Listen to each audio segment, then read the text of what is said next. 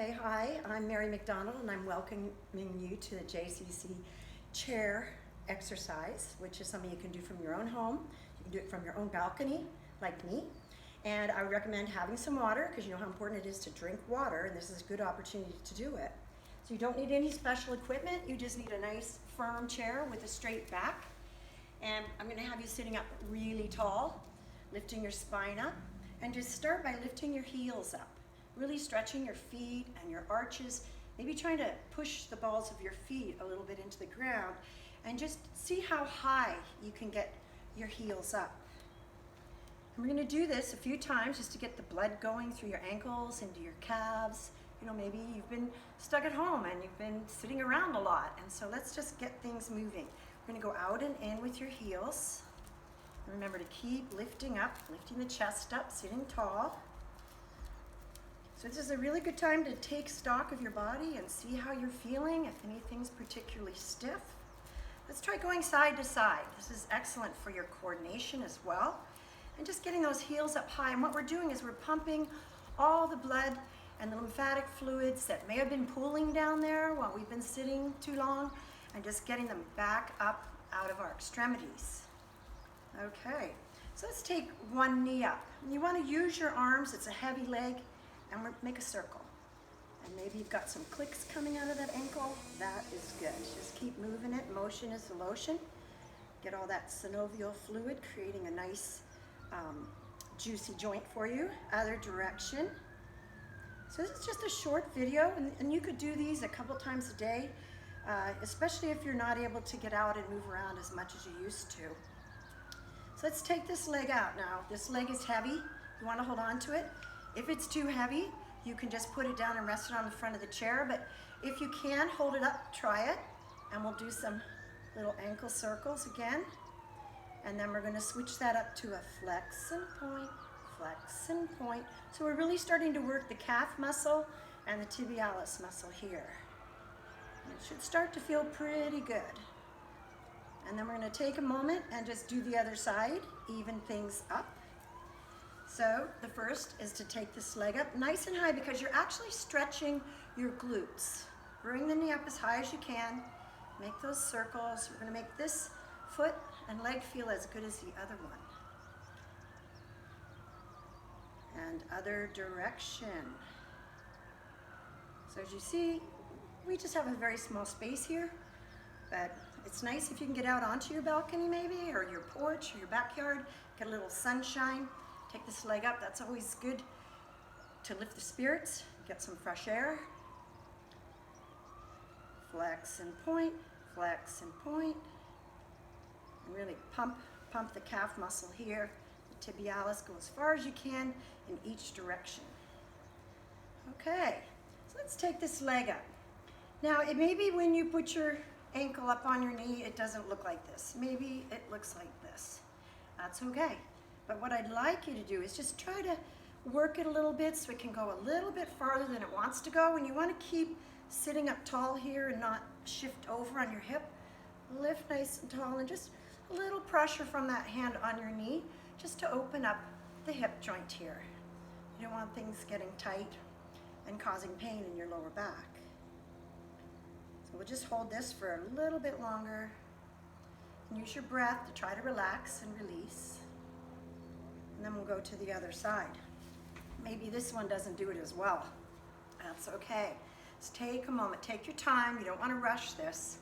And then a little bit of weight on that knee. You want to try to sit tall as well. Just opening up the hip joint. Obviously, this would be a little bit harder to do out here if it was raining, but thankfully we live in San Diego. The rain will stop. Okay. So now I'm going to have you work some of these muscles here. We're going to lift the leg up and down. Now, if you have some of your favorite music, you could put it on. It makes it a lot more fun. Up and down. Getting into those abdominal muscles and hip flexors. Maybe you can feel your thigh working. And this actually takes the leg higher than we normally take it when we walk. Right? These are very important muscles for when you're getting up and down out of chairs and in and out of cars. Let's try the other side. I wouldn't recommend doing both legs at once. Let's take it one leg at a time.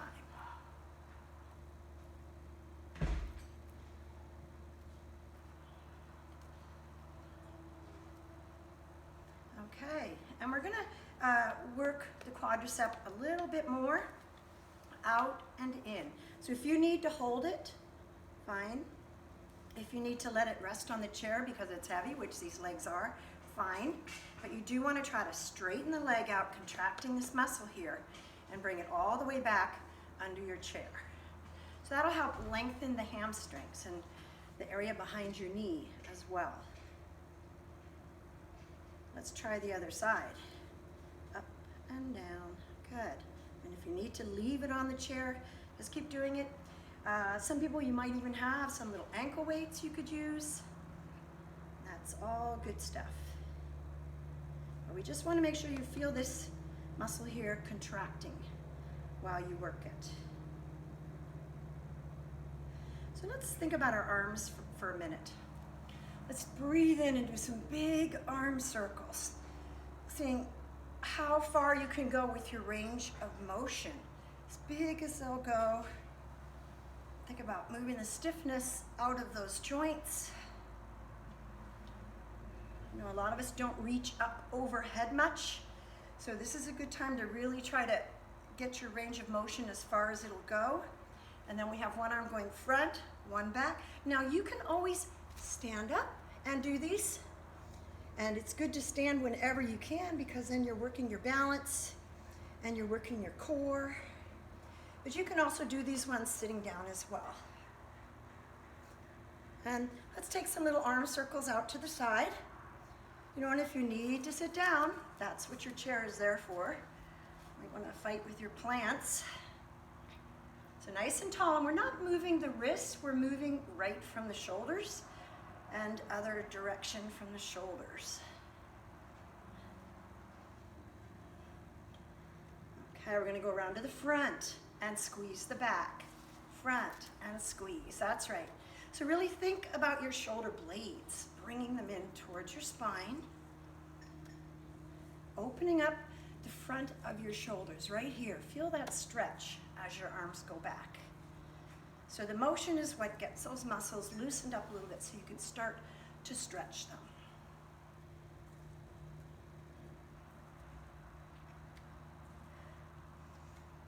Okay, so let's just sit forward on the chair. You can grab the back of your chair. Now, you could grab it and look like this, or you could really lift the chest up and think about really opening, drawing those shoulders back. Pretend there's a little hook right here, pulling you up, up, up, nice and tall. Now, if you want to stand up and do some more, you can put your hands together, but also then put your wrists together if possible, not just the fingers. And once again, take those shoulders back. So you're really feeling the stretch across the front of your chest. Okay, so I thought we could do a little bit of body weight, and you can use this chair for balance, and you can challenge yourself. You can challenge yourself by rising up on the balls of your feet without using the chair, but if you need it, it's right there. So it's always good to challenge yourself. So now we've got the body weight on your calves. Let's just do a little stretch back. Put the heel down, move the hips forward, feel the pull through the front of your hip as well as into your heel because this leg is straight. That's a nice stretch for those calves. You're working them out a fair bit. And then let's try the other side. And we're just coming to an end of our little 10-minute chair exercise program. Take a moment to really feel the stretch in front of your hip and in your calf. Okay, well, I hope you're feeling better from your exercise. Thank you.